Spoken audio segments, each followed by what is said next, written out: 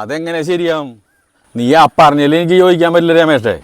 തൊട്ടേനെ പിടിച്ചാലൊക്കെ പോലീസിനെ കുറ്റം പറയാന്ന് വെച്ചാൽ അത് മോശം പരിപാടിയാണ്. വെറുതെ പോലീസിനെ കുറ്റം പറയണല്ല, കൃത്യമായ തെളിവുകൾ നിരത്തിയിട്ടാണ് ഈ പറയണത്. ചേട്ടന്റെ പ്രശ്നം എന്താണെന്നറിയാം? ചേട്ടൻ ഈ പാർട്ടി ചാനലും പാർട്ടിയുടെ പത്രവും മാത്രം വായിക്കുള്ളൂ. സത്യങ്ങൾ എന്താണെന്ന് മനസ്സിലാക്കണം. നീ ഈ പറഞ്ഞ പോലീസുകാർ കാരണമാണ് ജനങ്ങൾ രാത്രിയും പകലും മനസ്സമായിട്ട് ഇറങ്ങി നടക്കണത്. എടാ നമ്മുടെ പോലീസേ ഇന്ത്യയിലെ നമ്പർ 1 പോലീസാണ്. നമ്പർ 1 ആണ്. പാവപ്പെട്ട ആളുകളെ നെഞ്ചു തേറാനായിട്ട് നല്ല നമ്പർ 1 ആണ്. അവരാകുമ്പോൾ പിന്നെ ഇവർക്കെതിരെ പോയി കേസൊന്നും കൊടുക്കാൻ നിൽക്കുവോ? എടാ ഒരു തെറ്റും ചെയ്യാത്ത ഒരാളെയും ഒരു പോലീസുകാരൻ പിടിച്ചിട്ടുണ്ടാവൂലടാ. ഷാബി ചേർന്നും മിണ്ടാണ്ടുന്നേ. എൻ്റെ അനുഭവത്തിൽ തന്നെ 1-2 കേസ് ഉണ്ട്. നമ്മിനെ അതൊന്നും പറഞ്ഞു കഴിഞ്ഞിട്ട് നമ്മ ഇപ്പണങ്ങാൻ നിൽക്കണ്ട. ചേട്ടൻ്റെ ശരികളായിട്ട് ചേട്ടനോട് മുന്നോട്ട് പോകും. ചേട്ടാ 2 ലോട്ടറി വേണ്ട എടുത്തോ.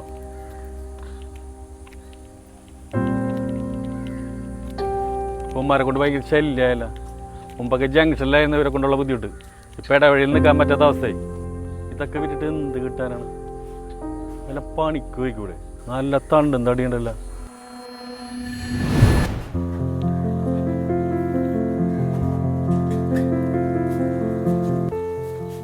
ഇന്നത്തെ ലോട്ടറിയില്ലേ 2 വേണമായിരുന്നു.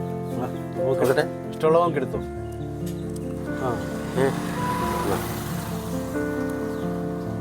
അടിക്കൂല പിന്നെ അതൊക്കെ ഭാഗ്യം പോലെ. ഒരു ചായ അവിടെ.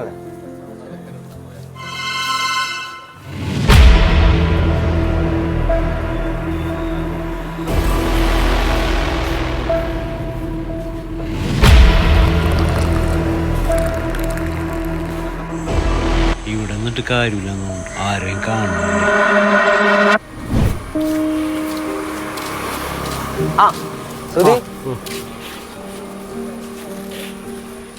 എന്തോടെ കേസിന്റെ എന്താ? കേസിന്റെ കാര്യമൊന്നും ആയിട്ടില്ല. കേസ് നടന്നുകൊണ്ടിരിക്കുകയാണ്. എന്നാലും ഒരു പ്രതീക്ഷയുണ്ട്. പ്രതീക്ഷ ഇവിടണ്ട. താൻ കുറ്റം ചെയ്തിട്ടില്ല. ചേട്ടാ ഒരു ചായ. ഇങ്ങോട്ട് നോക്കടാ.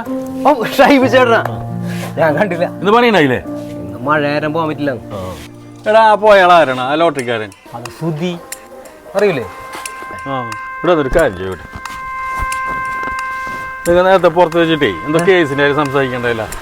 എന്താണ് ആ വിഷയം? അത് ആള് ടാക്സി ഡ്രൈവറാണല്ലോ. ഓ പോണ വഴിക്കേ കുറച്ച് ചെറുപ്പക്കാര് പിള്ളേര് കയറി. പോലീസ് ചെക്കിങ് ഉണ്ടായിരുന്നു. പോലീസ് കൈ കാണിക്കലും ചാടി ഇറങ്ങി ഓടിക്കളും. അങ്ങനെ പോലീസ് സംശയം വന്നിട്ട് പോലീസ് കാർ ചെക്ക് ചെയ്തപ്പോ കാറിന്റെ ബേക്കിൽ കുറച്ച് ലഹരി പദാർത്ഥങ്ങളെ കിട്ടി പറയണത്.